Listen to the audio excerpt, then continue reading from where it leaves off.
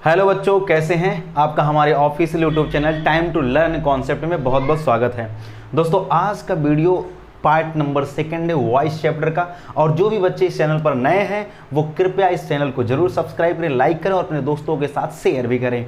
और जो बच्चे डायरेक्ट इस क्लास में चले आए हैं वो सीधा इस क्लास को ना देख करके यहाँ क्लिक करके पहले वीडियो देख लें, क्योंकि उस क्लास में मैंने पूरी भूमिका अच्छे से तैयार की है। जब तक आपको भूमिका समझ नहीं आएगी तब तक आप सेकंड पार्ट देखेंगे, आपको कुछ समझ आने वाला नहीं है, क्योंकि यहाँ बताने का तरीका बिल्कुल यूनिक है, बिल्कुल अलग है। यहाँ किसी भी प्रकार के रूल रेगुलेशंस की कोई बात नहीं की गई है। पूरे के पूरे कॉन्सेप्ट की चर्चा हमने शुरू से लेकर के लास्ट तक की है। तो आपको ये वीडियो, ये सेकंड पार्ट तब समझ आएगा जब आप हमारा पहला वीडियो यहाँ क्लिक करके देख रहे होंगे। तो चलिए आइए हम सेकंड पार्ट की शुरुआत करते हैं। तो प्यारे बच्चों, कहाँ तक पहुँचे थे हम पहुँचे थे वी वर्ब तक, ठीक है ना। तो चलिए आज हम वहीं से कंटिन्यू करते हैं। आइए देखते हैं। देखिए, कल प्यारे बच्चों मैंने आपको लास्ट टॉपिक समझाया था, वो था वी वर्ब। क्या था? V verb. आप भी मेरे साथ बोलते ही रहिए, ऐसे शांत बैठे रहेंगे तो कुछ भी समझ आने वाला नहीं है।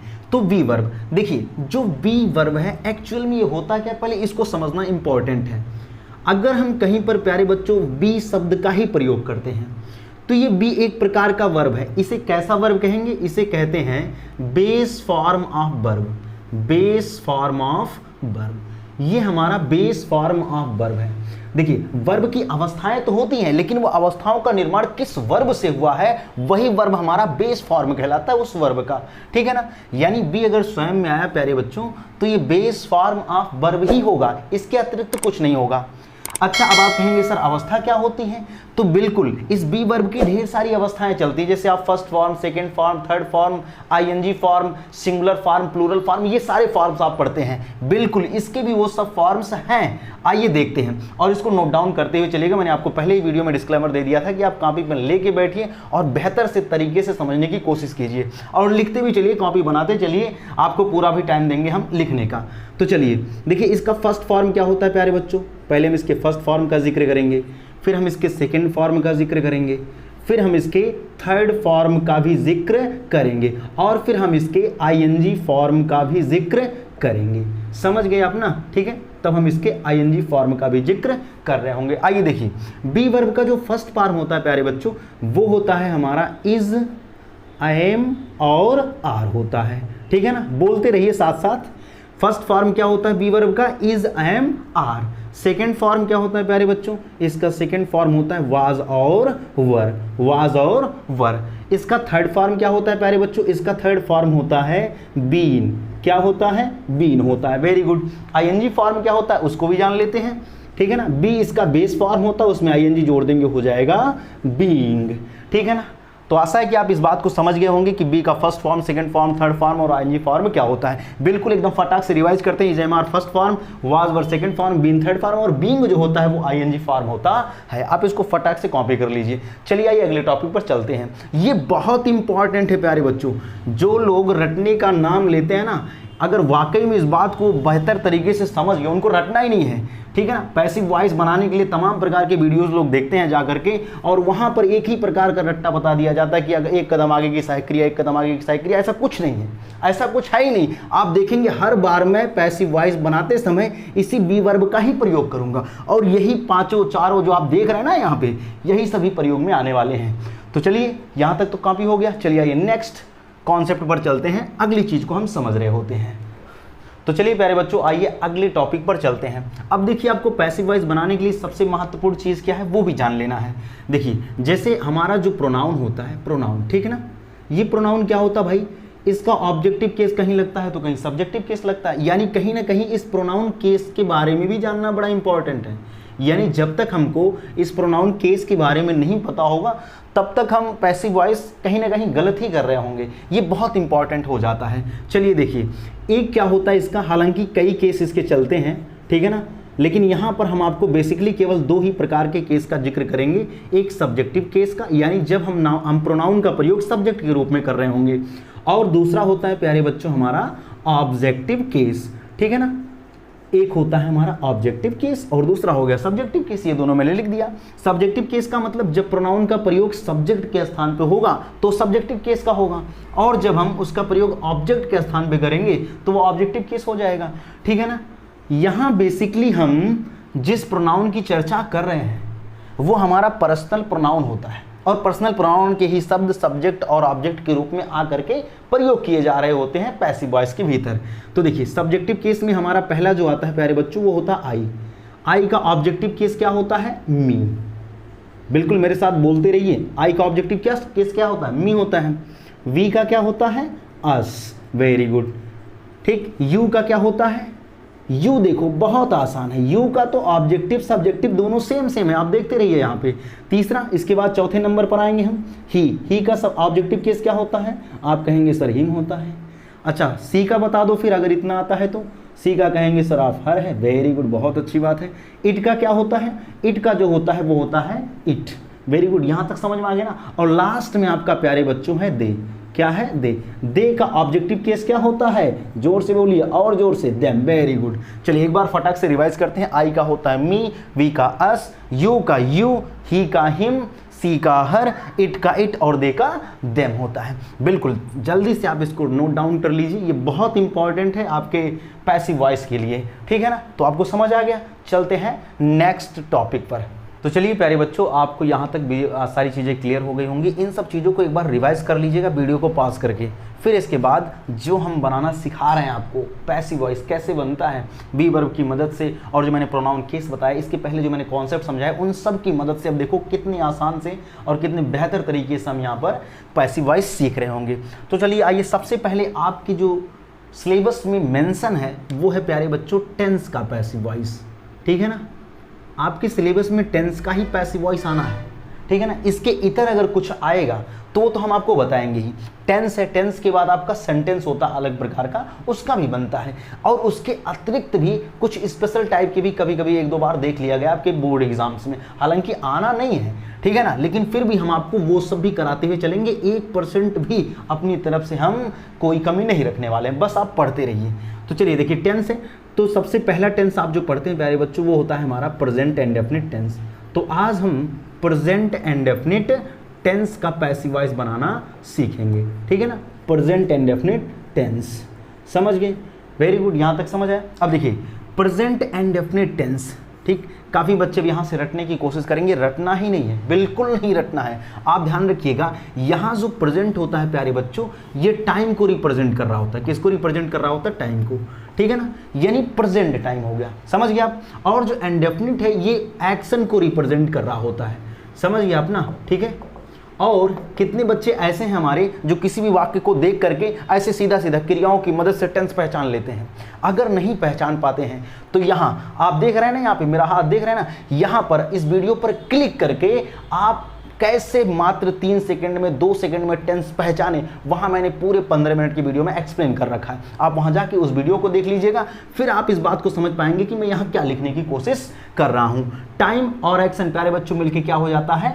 टेंस। वेरी गुड, यही टेंस की परिभाषा भी होती है। तो चलिए आइए देखते हैं। जैसे मान लो कि मैंने एक वाक्य लिखा, बहुत ही ध्यान से समझना। मैंने कहा ही क्लीन्स हिज रूम, ही क्लीन्स हिज रूम, ठीक है ना, वह अपने कमरे को साफ करता है। अब ध्यान दीजिए, यहाँ क्लीन क्या है प्यारे बच्चों? आप कहेंगे सर यहाँ वर्ब है। वेरी गुड, ठीक है ना। इस वर्ब का सब्जेक्ट कौन है? आप कहेंगे सर ही है। बहुत अच्छे। इसका ऑब्जेक्ट कौन है प्यारे बच्चों? आप कहेंगे हिज रूम, यानी ये इसका ऑब्जेक्ट हो गया। अब ध्यान दीजिए, अब आप ध्यान दीजिए, जो बच्चे पहला वीडियो देख कर आए उनको समझ में आएगा कि मैं क्या बता रहा हूँ। ध्यान दीजिए, आप क्या करते हैं, इसी ऑब्जेक्ट को ही तो पैसिव वॉइस का नया सब्जेक्ट बनाते हैं ना। अब पैसिव वॉइस बनना स्टार्ट हो गया तो क्या करेंगे, हम इसी ऑब्जेक्ट को नया सब्जेक्ट बनाएंगे पैसिव वॉइस के लिए।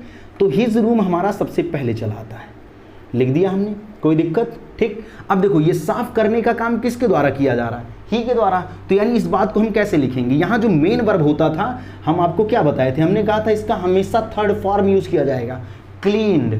और फिर एक नया प्रीपोजिशन आता है, वो बाई होता है। और बाई के बाद तुरंत हमें क्या चाहिए? ऑब्जेक्ट चाहिए। तो ही का ऑब्जेक्टिव केस क्या होता है प्यारे बच्चों? अभी मैंने बताया आपको, वो होता है हिम। Very good. बताओ यहाँ तक समझ आया ना? His room cleaned by him, यहाँ तक समझ आया ना? अब ये जो बीच में खाली स्थान है, ऐसा मैं क्या लिख दूँ, क्या लिख दूँ ताकि ये वाक्य बिल्कुल सही बैठ जाए, है कि नहीं? अब ध्यान दीजिएगा प्यारे बच्चों, इसको एकदम नोट कर लीजिए।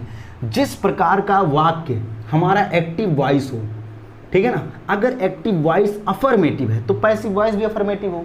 अगर एक्टिव वॉइस इंट्रोगेटिव हो तो पैसिव वॉइस भी इंट्रोगेटिव हो, अगर एक्टिव वॉइस निगेटिव हो तो पैसिव वॉइस भी निगेटिव होना चाहिए। इसके अलावा जिस टेंस में हमारा एक्टिव वॉइस लिखा गया है उसी टेंस में पैसिव वॉइस भी होना चाहिए। अब बताओ प्रेजेंट इंडेफिनिट टेंस में ही तो हमारा एक्टिव वॉइस लिखा गया, तो पैसिव वॉइस भी प्रेजेंट इंडेफिनिट टेंस में होना चाहिए। अब समझिएगा प्यारे बच्चों, जो प्रेजेंट इंडेफिनिट टेंस होता है ना, वो हमेशा क्रिया की पहली अवस्था से दिखाया जाता है कि नहीं ना। अगर ये क्रिया की पहली अवस्था से दिखाया जाता तो आपको याद होगा बी वर्ब का जिक्र मैंने पहले ही कर रखा आपसे, है कि ना, यानी बी वर्ब का कोई ना कोई रूप यहाँ जरूर होना चाहिए। अब मुझे क्रिया की पहली अवस्था ये आप ध्यान दीजिए, अगर मुझे क्रिया की पहली अवस्था चाहिए तो बी वर्ब का फर्स्ट फॉर्म क्या होता है, अभी मैंने आपको बताया था इज, एम और आर होगा, यानी इन तीनों में से कोई एक वर्ब का हम प्रयोग यहाँ पर कर लेंगे। अब आप मुझे बताइए प्यारे बच्चों, यहाँ हिज रूम ये सिंगुलर है कि प्लूरल, तो आप कहेंगे सर यहाँ सिंगुलर है।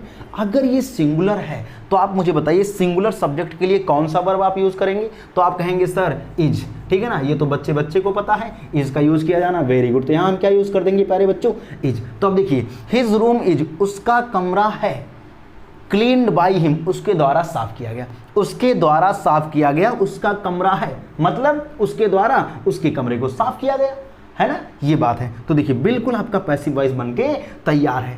अब देखिए, अब आप जो बच्चे ये कहते थे कि सर ये तो हेल्पिंग वर्ब होता है, अब उनका भ्रम शायद टूट चुका होगा कि नहीं सर ये हेल्पिंग वर्ब तो है ही नहीं। क्यों? क्योंकि यही एकमात्र वर्ब है प्यारे बच्चों जो हमें बता रहा है कि ये तो प्रेजेंट इंडेफिनिट टेंस का वाक्य है कि ना। यहां पर हमें किसी भी प्रकार के अन्य मेन वर्ब की तो आवश्यकता ही नहीं पड़ रही, क्योंकि अगर इसका अगर ये सपोर्टिंग वर्ब होता, हेल्पिंग वर्ब होता, तब तो इसका मेन वर्ब की आवश्यकता होती। अगर मेन वर्ब होता तो फिर से कहानी उल्टी हो जाती। इस बार ये कमरे को साफ नहीं करते बल्कि कमरा इनको साफ कर रहा होता, है क्या ना, कहानी पूरी उल्टी हो जाती। इसीलिए प्यारे बच्चों ये हमारा मेन वर्ब है और क्रिया की पहली अवस्था हमेशा प्रेजेंट इंडेफिनिट टेंस ही दिखाता है। ये बात अपनी खोपड़ी में सेट कर लीजिए। Very good. बताओ ये बात समझ आ गया ना। आइए अब हम दूसरे वाक्य पर चलते हैं, नेगेटिव सेंटेंस पर। चलिए मैं उस वाक्य को भी लिख रहा हूँ, हाँ फटाक से इसको आप कॉपी करते चलिएगा मेरे साथ, कोई बच्चा आलस ना दिखाए। ठीक, जैसे हम मेहनत कर रहे हैं, लिख रहे हैं, आप भी लगातार मेहनत करते रहिए। चलिए आइए दूसरे वाक्य की तरफ हम आगे बढ़ते हैं। जैसे मैंने लिखा कि ही डज नॉट, अब इसी वाक्य को ध्यान दीजिए, जैसे मैंने लिखा he does not clean his room, ठीक। अब इसका आप पैसिव वॉइस बनाइए, तो आप क्या करेंगे, अब आपको बेहतर तरीके से समझ आ रहा है कि भाई यहाँ क्लीन क्या है, वर्ब है, वेरी गुड। इसका सब्जेक्ट कौन है, ही है, वेरी गुड, ठीक है ना। इसका ऑब्जेक्ट कौन है, हिज रूम, वेरी गुड। अब आप पैसिव वॉइस जब बनाते हैं तो क्या करते हैं, आप इसी ऑब्जेक्ट को पैसिव वॉइस का नया सब्जेक्ट बना देते हैं। तो यहाँ क्या लिख देंगे प्यारे बच्चों, तो आप लिख देंगे हिज रूम, वेरी गुड। कोई समस्या, कोई दिक्कत नहीं। ये क्लीन किया गया है किसके द्वारा, ही के द्वारा। तो आप क्या करते हैं, इसका थर्ड फॉर्म यूज़ कर लेते हैं, यहाँ लिख देंगे क्लीन्ड और फिर बाई प्रीपोजिशन, और फिर ही का ऑब्जेक्टिव केस क्या होता है, जोर से बोलो, जोर से हिम होता है। वेरी गुड, बहुत अच्छी बात है। चलो आओ देखो, अब यहाँ खाली स्थान बच रहा है, अब क्या करें, देखो ये निगेटिव सेंटेंस है तो इसका मतलब मुझे नॉट क्लीन्ड लिखना पड़ेगा। नॉट क्लीन्ड बाय हिम, उसके द्वारा नहीं साफ किया गया, समझ गए, नॉट क्लीन बाय हिम, उसके द्वारा नहीं साफ किया गया। अब मुझे एक नया वर्ब चाहिए, यहाँ पर कोई ना कोई एक नया वर्ब चाहिए जो हमें ये बता दे कि ये प्रेजेंट इंडेफिनिट टेंस का ही वाक्य है। तो आपको मैंने बताया प्यारे बच्चों पहले ही, बी वर्ब ही हमारा आएगा, हमेशा यही आएगा। समझिए आप पूरे पैसिव वॉइस का, पूरे वॉइस चैप्टर का अगर कोई शहंशाह है, कोई बादशाह है तो वो बी है, जिसकी तलाश 10 मुल्कों की नहीं, जहाँ पर भी वॉइस का नाम आता है वहाँ इसकी तलाश जारी रहती है और हर जगह ये कूद करके आता है और पैसिव वॉइस बना के चला जाता है। तो हिज रूम एक वचन है, इज एम आर इसकी फर्स्ट फॉर्म होती है, तो क्या लगाएंगे प्यारे बच्चों, इज, वेरी गुड, हो गया ना, his room is not clean by him, ठीक है ना। अब आइए इसके इंट्रोगेटिव सेंटेंस की बात कर लेते हैं। अब आप अगर इसका इंट्रोगेटिव बनाएं तो आप इसी का इंट्रोगेटिव बना लो। आप क्या करोगे, आप कहोगे sir does he clean his room, यही तो हो जाएगा ना, does he clean his room. तो ये हमारा हो गया एक्टिव वॉइस का वाक्य जो कि इंट्रोगेटिव सेंटेंस में लिखा गया है कि नहीं। यहाँ देखो क्या है, ये वर्ब है, आप कहेंगे सर ये सब तो मुझे पता चल गया, यहाँ ये वर्ब हो गया, यहाँ ये इसका सब्जेक्ट है, यहाँ ये इसका ऑब्जेक्ट है, तो जब हम पैसिव वॉइस बना रहे होंगे तो इसी ऑब्जेक्ट को नया सब्जेक्ट बनाएंगे। वेरी गुड, लिख दो इसको, आप लिख दिया, हिज रूम हो गया, बहुत अच्छी बात है, वेरी गुड, ठीक है ना। अब देखो इसके अनुसार ये सिंगुलर सब्जेक्ट है, अगर इसके अनुसार हम बी वर्ब का कौन सी अवस्था यूज करेंगे, फर्स्ट फॉर्म। अगर फर्स्ट फॉर्म यूज करेंगे तो क्या आएगा, इज आएगा, वेरी गुड। तो यहाँ आ जाएगा इज हिज रूम। फिर जो हमारा एक्टिव वॉइस का मेन वर्ब होता है उसकी थर्ड फॉर्म हमेशा आ जाती है, तो क्लीन्ड हो ही गया।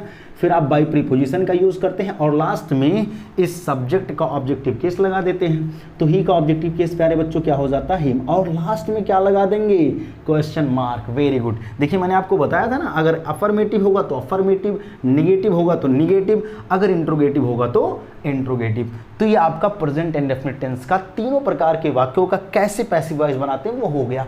अब कुछ बच्चे सोच रहे होंगे सर आप तो WH टाइप का बताया नहीं, अगर प्यारे बच्चों मैं यहीं पर वाई जोड़ दूं, क्या जोड़ दूं, वाई, तो आप भी यहाँ क्या कर दीजिए, वाई जोड़ दीजिए, काम खत्म हो गया ना पैसिव वॉइस, ठीक है ना। हालांकि हम इसकी चर्चा एक अलग वीडियो में करेंगे, वहां पर हु टाइप का, होम टाइप का बिल्कुल बेसिक से बताएंगे। घबराइए मत, पूरा कॉन्सेप्ट मैं समझाने वाला हूं प्यारे बच्चों।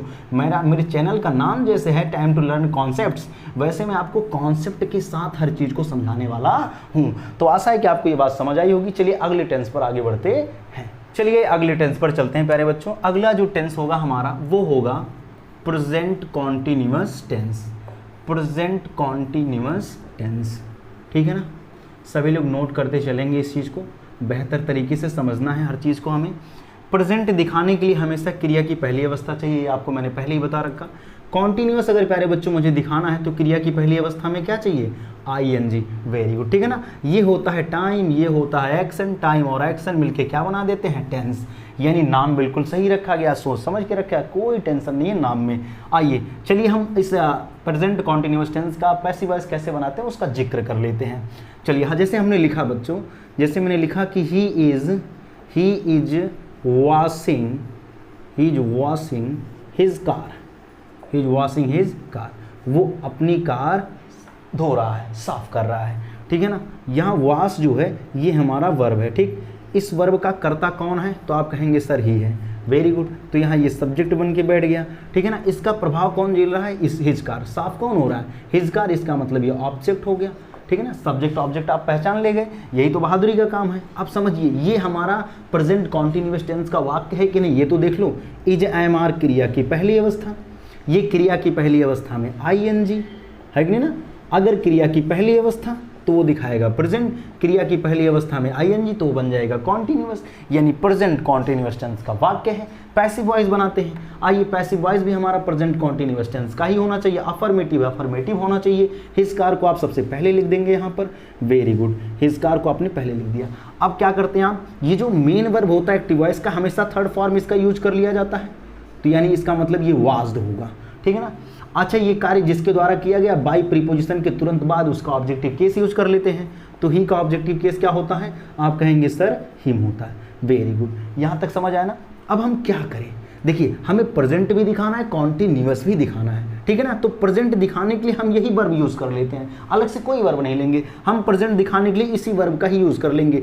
एक वचन है तो इज ही आएगा, बहुवचन होता तो आर लगा देते, आई अगर बनता तो एम लगा देते, है नहीं ना। अब यहाँ पर एक नया वर्ब आएगा, जो कॉन्टिन्यूअस बताए, ठीक है ना। अब कॉन्टिन्यूअस के लिए चाहिए क्रिया की पहली अवस्था में ING। अब याद करिए आप उस शक्तिमान को, वो शक्तिमान क्या है भाई, जो हर जगह आ जाता है और लोगों की जान बचा के निकल जाता है, वो है बी वर्ब, है कि नहीं ना। अब बी वर्ब आएगा और क्रिया की पहली अवस्था लगा के यहाँ से निकल जाएगा। तो क्या करेंगे प्यारे बच्चों, बी का ING फॉर्म क्या होता है, आप कहेंगे सर बिंग, वेरी गुड, यही तो यूज करना है यहाँ पे भाई, लगा दो बिंग, है ना। बताओ बी वर्ब के अतिरिक्त कोई और वर्ब आया, कभी नहीं आने वाला। पूरा पैसिव वॉइस में पढ़ाऊंगा प्यारे बच्चों, आप देखेंगे बी के अलावा कोई दूसरा वर्ब आ ही नहीं सकता, यही कॉन्सेप्ट है, ठीक है ना। लोग तो रटा देते हैं एक कदम आगे की साइड क्रिया, कॉन्टिन्यूअस में जाना, बींग रट लेना, कुछ नहीं रटना। आपको ध्यान रखना है कॉन्सेप्ट क्या होता है, बी वर्ब, ठीक है ना। हमेशा बी वर्ब को खोपड़ी में सेट कर लीजिए, कभी आपको ये धोखा देने वाला नहीं है। इवन जिसका आपको बताया गया कि पैसिव वॉइस नहीं बनता ना, यही आप देख रहे होंगे, यही देख रहे होंगे, उसका भी पैसिव वॉइस में बना के दिखाऊंगा और पूरे कॉन्सेप्ट के साथ, वहां पर भी हमारा बी वर्ब ही रहेगा प्यारे बच्चों। तो बताओ यहाँ तक समझ आ गया ना। आइए चलिए दूसरे वाक्य पर चलते हैं। अगर इसका निगेटिव बनाए तो कैसे होगा, आप कहोगे sir he is not washing his car, he is not washing his car. फिर से आप समझ रहे हैं, ये वर्ब है, इसका सब्जेक्ट है और ये इसका ऑब्जेक्ट है। जब आप इसका पैसिव वॉइस बनाते हैं तो क्या करते हैं, हिज कार को सबसे पहले लिख देंगे। बताओ यहाँ तक समझ आए। अगर ये एक वचन है तो प्रेजेंट दिखाने के लिए इज ही आएगा, निगेटिव है नॉट लगा दो। फिर इसके बाद क्या करते हैं, कॉन्टिन्यूअस दिखाने के लिए क्रिया की पहली अवस्था में आईएनजी चाहिए, तो क्रिया हमारी है बी वर्ब, उसकी पहली अवस्था में आईएनजी जब लगाते हैं, हालांकि पहली अवस्था में आईएनजी लगता ही नहीं है, ये भी एक मिथ है कि क्रिया की पहली अवस्था में आईएनजी। कारण क्या है कि जो बेस फॉर्म ऑफ वर्ब होता है और जो फर्स्ट फॉर्म ऑफ वर्ब होता है ज़्यादातर वर्ब का सेम ही है, इसलिए आदमी base form of verb plus ING ना बोल करके कहता है क्रिया की पहली अवस्था में आईएनजी। हालांकि दोनों चीज़ें अलग हैं, जैसे आप यहाँ देख पा रहे हैं, ठीक है ना। अगर मैं यहाँ कहूँ क्रिया की पहली अवस्था में आईएनजी तो आप कहेंगे सर इज होता है इजिंग कर दीजिए, हाँ आई एम होता है आइमिंग कर दीजिए। नहीं, ऐसा नहीं होता है, वो होता है प्यारे बच्चों बेस फॉर्म ऑफ वर्ब में आईएनजी, ठीक है ना। ये बात आप ध्यान रखिएगा। तो बीइंग हो गया, कोई दिक्कत। ये प्रेजेंट, ये कॉन्टिन्यूअस, प्रेजेंट कॉन्टिन्यूअस का पैसिव वॉइस बन गया, काम खत्म। अब जो मेन वर्ब होता है उसका हमेशा थर्ड फॉर्म आता है, तो ये हो जाएगा वास्ड, और लास्ट में बाय लगा करके ही का ऑब्जेक्टिव केस क्या कर लिख देंगे हम, वेरी गुड। तो चलो ये बात समझ आ गया ना, कोई दिक्कत किसी को। अगर आपको एक भी डाउट लगता है नहीं समझ पाते या मैंने फास्ट बता दिया हो तो आप कमेंट में कमेंट करके ज़रूर बताइएगा कि सर यहाँ ये दिक्कत है, आप फिर से समझा दीजिए, मैं नेक्स्ट वीडियो में उसको एक्सप्लेन कर दूंगा। Any doubt? No doubt, very good. चलो आओ अगले चलते हैं, अगला वाक्य लिखते हैं यहाँ पर। अगला वाक्य अगर मैं लिखूँ प्यारे बच्चों तो उसी का ही बनाते हैं। अगर मैंने लिखा कि is he washing his car, is he washing his car, तो यहाँ ये भाई ये सार नो टाइप क्वेश्चन है इंट्रोगेटिव का, तो इंट्रोगेटिव यानी इंट्रोगेशन मार्क लग जाएगा। ये वर्ब है, इसका सब्जेक्ट तो हमारा ये है, इसका ऑब्जेक्ट हिज कार हो गया। तो जब हम इसका पैसिव वॉइस बनाएंगे, इसका क्या बनाएंगे, पैसिव वॉइस, ठीक है ना। तो कैसे लिखेंगे हम सबसे पहले ही क्या करेंगे, इसका जो ऑब्जेक्ट होता है उसका उसे एक नया सब्जेक्ट बना करके लिख रहे होते हैं ना। लेकिन ये वाक्य का फॉर्मेट तो देखो, इस वाक्य को तो लिखा गया एसआर नो टाइप में, तो इस वाक्य को भी एसआर नो टाइप में लिखना होगा। तो प्रेजेंट दिखा रहा कॉन्टिन्यूअस है, तो इसको भी प्रेजेंट दिखाने के लिए इज की ही आवश्यकता पड़ेगी, तो इज हिज कार हो गया, कोई दिक्कत नहीं। फिर इसके बाद क्या करते हैं, कॉन्टिन्यूअस दिखाने के लिए हम क्या करते हैं, क्रिया की पहली अवस्था में आईएनजी बीइंग लगा देंगे। हर बार बी वर्ब आ रहा है, देख रहे हो, हर बार बी वर्ब आएगा। इज हिज कार, बीइंग और मुख्य क्रिया जो होती है एक्टिव वॉइस की, उसकी थर्ड फॉर्म आ जाती है, और बाय लगा करके क्या करते हैं, सब्जेक्ट का ऑब्जेक्टिव केस लगा देंगे, लास्ट में क्वेश्चन मार्क, तो हो गया, काम खत्म। अब आप कहेंगे एसआर नो टाइप, कोई बात नहीं प्यारे बच्चों, आप यहाँ व्हेन लगा दो, व्हाई लगा दो, व्हेन लगा दो, जो आपका मन करे वो लगा दो, व्हेयर लगा दो, सब सही है। When is he washing his car, when is his car being washed by him, ठीक है ना, तो बन गया आपका, ठीक है ना। हालांकि इसका नेक्स्ट वीडियो में एक्सप्लेनेशन हम देंगे, ठीक है, कोई समस्या कोई दिक्कत नहीं। तो चलिए आइए अगले टेंस पर चलते हैं प्यारे बच्चों, अगले टेंस पर आते हैं। अगला टेंस हमारा जो है वो है प्रेजेंट, जोर से बोलो, अरे और जोर से बोलो भाई, बोलोगे तब है ना समझ आएगा। प्रेजेंट परफेक्ट टेंस, बहुत अच्छे बच्चे, पढ़ने में बहुत ठीक है, यहाँ बच्चे जितने आते सब अच्छे हैं। प्रेजेंट जो होता है प्यारे बच्चों हमेशा क्रिया की पहली अवस्था से, खोपड़ी में set, very good. Perfect action होता है प्यारे बच्चों, ये हमेशा क्रिया की तीसरी अवस्था से दिखाया जाता है। इसका मतलब साफ है कि कहीं पर हमें क्रिया की पहली अवस्था, क्रिया की तीसरी अवस्था तीनों एक साथ लिखी मिल जाए और वो सीधा सब्जेक्ट से संबंध रखें, तो उसे हम कहेंगे प्रेजेंट परफेक्ट टेंस का वाक्य। कोई दिक्कत कोई समस्या नहीं। आइए चलिए अब हम इसका जब पैसिव वॉइस बनाएंगे तो कैसे बनाएंगे, आओ चलो। जैसे मैंने कहा कि they have completed their homework, समझ गए, कोई दिक्कत, यहाँ पे लगा दिया हमने फुल स्टॉप, कोई समस्या नहीं, ठीक है ना। They have completed their homework, ठीक है ना, उन्होंने अपना गृह कार्य पूरा कर लिया, समझो। अब देखो यहाँ कंप्लीटेड क्या है, ये हमारा वर्ब है, ठीक है ना। इस वर्ब को करने वाला कौन है, आप कहेंगे सर दे, यानी ये सब्जेक्ट बन गया। इसका ऑब्जेक्ट क्या है, देयर होमवर्क, कोई दिक्कत समझने में कोई समस्या नहीं। वर्ब की पहचान करते हैं, ये भी वर्ब है प्यारे बच्चों, और हमारा कंप्लीटेड ये भी वर्ब है, यानी दो वर्ब हमारे यहाँ पर लिखे गए हैं। ये क्रिया की पहली अवस्था होता है, ध्यान रखिएगा, तो ये प्रेजेंट हो गया, और ये क्रिया की तीसरी अवस्था ही होगी, और ये हो जाएगा परफेक्ट। समझ गए ना। कुछ बच्चे कहेंगे सर इसका सेकंड फॉर्म ऑफ वर्ब होता है, ये सेकंड फॉर्म ऑफ वर्ब क्यों नहीं माने, तो आप समझ लीजिए इस बात को, यही मैं समझा देता हूँ। देखिए टाइम और एक्शन ही मिलकर के हमारे टेंस बनाते हैं, ये मैंने बात आपको शुरू में ही समझा दिया, ठीक है ना। अब टाइम दिखाने के लिए क्रिया की पहली अवस्था आती है और क्रिया की दूसरी अवस्था। क्रिया की पहली अवस्था हमेशा प्रेजेंट टाइम दिखाती है, क्रिया की दूसरी अवस्था हमेशा पास्ट टाइम दिखाती है। अब आप सोचिए, अगर मैं यहाँ second form of verb use कर दूंगा तब तो प्रेजेंट और पास्ट दोनों टाइम एक साथ आ गया, एक्शन का तो जिक्र ही नहीं किया गया। और जब एक्शन का जिक्र नहीं होगा टेंस कैसे बनेगा? दो टाइम मिला के टेंस बना दोगे, गड़बड़ हो जाएगा। ऐसा कैसे हो सकता है? लड़का लड़का का भी और लड़की लड़की का भी कैसे संभव नहीं होगा? समझिए, ये आपस का मामला। यहाँ देखो, ठीक है, सेकंड फॉर्म ऑफ डिलीट करो। यहाँ देखिए, ये हो गया थर्ड फॉर्म ऑफ वर्ब भी होगा, समझ गए ना? हंसो मत। यहाँ देखो, ठीक है ना, क्या करेंगे भाई, हम इस ऑब्जेक्ट को नया सब्जेक्ट बनाएंगे। बना देते हैं, बना दो, क्या दिक्कत है भाई, सब बनेगा तो हो जाएगा। दियर होमवर्क बना दिए, एकदम कोई समस्या नहीं। ठीक, अब ये एक वचन है, ठीक है ना, होमवर्क यहाँ एक वचन है। तो देखिए, ये क्रिया की पहली अवस्था प्रेजेंट हम यहीं से ले लेते हैं, कहाँ दूसरी जगह जाए, यहीं से ले लेते हैं। तो ये क्रिया की पहली अवस्था यानी हैज या हैव में से कोई एक आ जाएगा। हैज आएगा, क्यों आएगा? क्योंकि भाई ये हमारा क्या है, सिंगुलर है। अगर ये सिंगुलर सब्जेक्ट है तो हमारा वर्ब भी तो सिंगुलर होना चाहिए। हैज आ गया, कोई दिक्कत नहीं, ठीक है ना। अब क्या करेंगे हम, देखो ये प्रेजेंट दिखा दिया, क्रिया की पहली अवस्था प्रेजेंट दिखा दी, लेकिन पैसिव वॉइस में भी हमारा परफेक्ट टेंस बनना ही चाहिए। तो परफेक्ट के लिए क्रिया की तीसरी अवस्था। अब फिर से याद करिए आप उसी बादशाह को, वो कौन है जो हर जगह आ जाता, वो है बी वर्ब। इसका थर्ड फॉर्म ऑफ वर्ब क्या होता है प्यारे बच्चों? जोर से बोलिए, कान तक आवाज आ जाए, बीन। बहुत अच्छे, तो यहाँ क्या लगा देंगे हम? बीन, ठीक है ना। अब कोई ऐसा नहीं रटेगा कि सर एक कदम आगे की शायद क्रिया हैज बीन लगा दो, नहीं, ऐसा रटना ही नहीं। क्यों रटना है भाई? ऐसा रटोगे दिक्कत हो जाएगी बाद में। तो दियर होमवर्क हैज बीन, और मुख्य क्रिया की तीसरी अवस्था आप हमेशा लगाते हैं। और परफेक्ट में एक बहुत अच्छी बात ये हो जाती है कि यहाँ थर्ड फॉर्म ऑलरेडी दे रखता है, तो ये थर्ड फॉर्म ऑफ वर्ब आपको सोचना नहीं है, ठीक है ना। बाय लगा कर के आप क्या करते हैं, इस सब्जेक्ट का ऑब्जेक्टिव केस। तो जोर से बोलिए, दे का ऑब्जेक्टिव केस क्या होता है? दे का ऑब्जेक्टिव केस होता है दम। अंत में लगा देंगे फुल स्टॉप, कोई समस्या नहीं। चलो अगले वाक्य पर चलते हैं। अगला वाक्य मैं इसी के नीचे ही लिख रहा हूँ प्यारे बच्चों। जैसे मैंने कहा कि आई हैव नॉट कैलकुलेटेड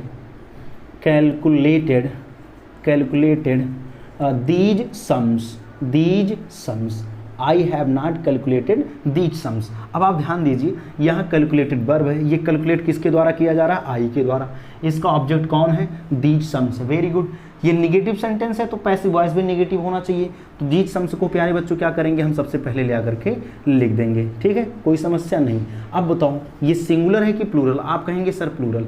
अगर ये प्लूरल है तो वर्ब कैसा आना चाहिए? प्लूरल ही आना चाहिए। तो हैज़ या हैव में से कोई एक वर्ब लगाएंगे, तो प्लूरल है तो हैव ही आएगा प्यारे बच्चों, ठीक है ना। निगेटिव है तो नॉट लगा दो।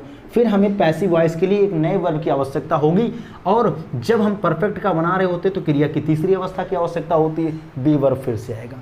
बीन लगाइएगा क्योंकि third form of verb been ही होता है, तो हम क्या लगा देंगे यहाँ पर? बीन। और यहाँ कैलकुलेटेड का कैलकुलेटेड ही रहेगा।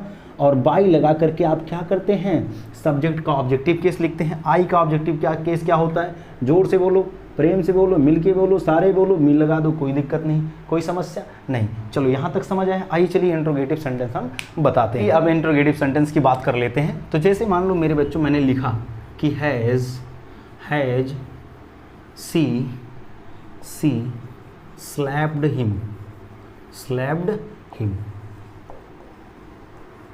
हैज सी स्लैप्ड हिम, ठीक है ना। अब आप ध्यान दीजिए, यहाँ जो स्लैप है ये वर्ब है प्यारे बच्चों। स्लैप का मतलब होता है थप्पड़ जड़ देना, ठीक है ना। सी यहाँ पर क्या हो जाएगा? हमारा सब्जेक्ट, क्योंकि थप्पड़ जड़ने का काम इसके द्वारा हुआ। किसको मार मिली है भाई? हिम को मिली है, तो ये क्या हो जाएगा? ऑब्जेक्ट। कुछ बच्चे अपने आप से रिलेट ना करें, ठीक है ना, ये वाक्य है केवल। आप क्या करेंगे? इस ऑब्जेक्ट को एक नया सब्जेक्ट बनाएंगे, ठीक है ना। तो हिम ऑब्जेक्टिव केस है, सब्जेक्टिव केस क्या हो जाएगा प्यारे बच्चों? ही हो जाएगा। अच्छा, ही क्या होता है? सिंगुलर, समझ गए ना। अगर ये सिंगुलर होता है तो इसे भी अपना जो वर्ब चाहिए वो सिंगुलर ही चाहिए, ठीक है ना। जैसे ये सिंगुलर था तो इसका हैज बन गया, तो इसका भी क्या हो जाएगा? हैज। देखो ये yes or no type question के फॉर्मेट में आया, तो हमारा पैसिव वॉइस भी yes or no type question के ही फॉर्मेट में होना चाहिए, तो हैज़ ही हो गया।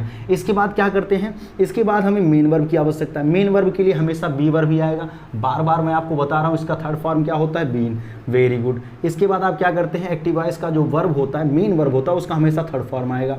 तो स्लैब्ड का स्लैब्ड ही होता है थर्ड फॉर्म, कोई दिक्कत की बात नहीं। स्लैब्ड और बाई लगा करके आप क्या कर देते हैं? सब्जेक्ट का ऑब्जेक्टिव केस हर यूज़ कर लेते हैं, ठीक है ना। और लास्ट में क्या लगा देंगे हम? क्वेश्चन मार्क, ठीक है ना। अगर आप कहें कि सर इसका डब्ल्यू एस टाइप क्या होगा, कोई बात नहीं, आप यहाँ व्हेन लगा दो, व्हेन लगा दो। यहाँ पर भी आप सबसे पहले व्हेन लगा दो, कोई दिक्कत नहीं। व्हेयर यूज कर लो, व्हेन लगा दो, व्हाई लगा दो, व्हाई लगा दो, कोई समस्या नहीं है, ठीक है ना। आपका WS टाइप क्वेश्चन भी बन के तैयार हो जाएगा। तो प्यारे बच्चों, आज का सेशन यहीं पर हम एंड करते हैं। आशा है कि आपको ये सारी चीज़ें बहुत अच्छे से समझ में आई होंगी, और अगर नहीं समझ आया तो मैं फिर से आपसे कह रहा हूँ कि आप कमेंट बॉक्स में कमेंट करके ज़रूर बताइएगा कि सर मुझे ये पार्ट नहीं समझ आया, मैं फिर से अगले वीडियो में एक्सप्लेन कर दूँगा। और एक चीज़ ध्यान रखिएगा, ठीक है, जब भी आप वीडियो को देखिए एकदम कॉपी कलम लेके बैठ जाइए और फिर देखिए, एक एक चीज़ों को नोट करिए, और पसंद आता है वीडियो को तो लाइक करिए, शेयर करिए, और चैनल को सब्सक्राइब जरूर करिएगा, और अपने नए दोस्तों को ज़रूर बांटते रहिए, ठीक है ना, ताकि उनका भी फ़ायदा हो सके जैसे आपका फ़ायदा हो रहा है। तो चलिए आज तक यही रहे, आगे की मुलाकात अगले वीडियो में करेंगे। नमस्कार, जय हिंद।